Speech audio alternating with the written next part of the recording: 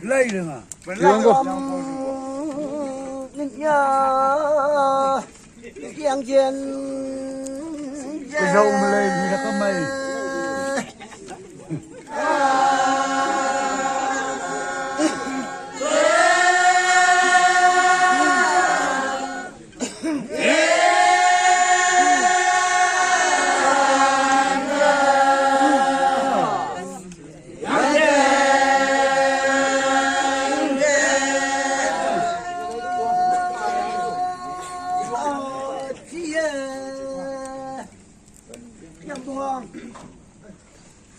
năng nhô quang đơ ghé đen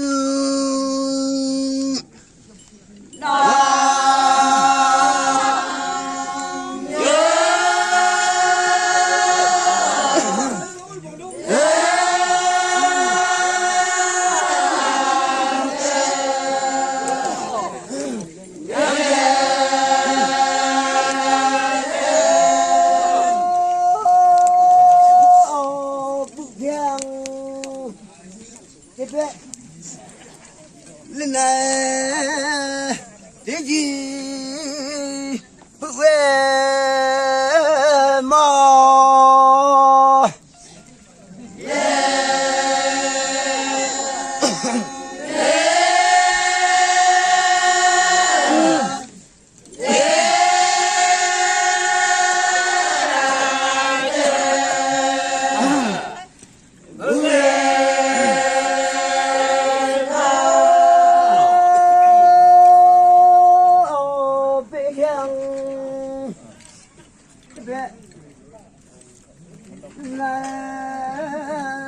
cái gì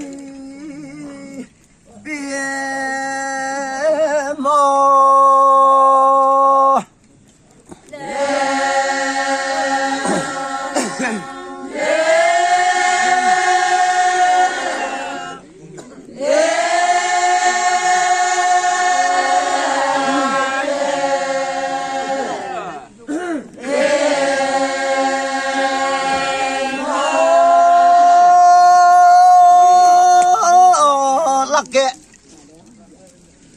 chập bư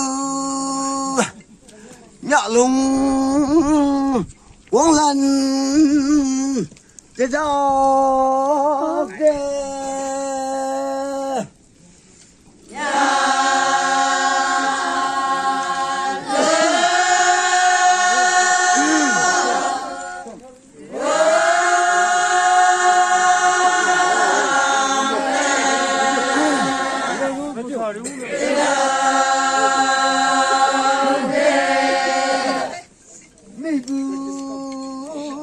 beda 两门拜。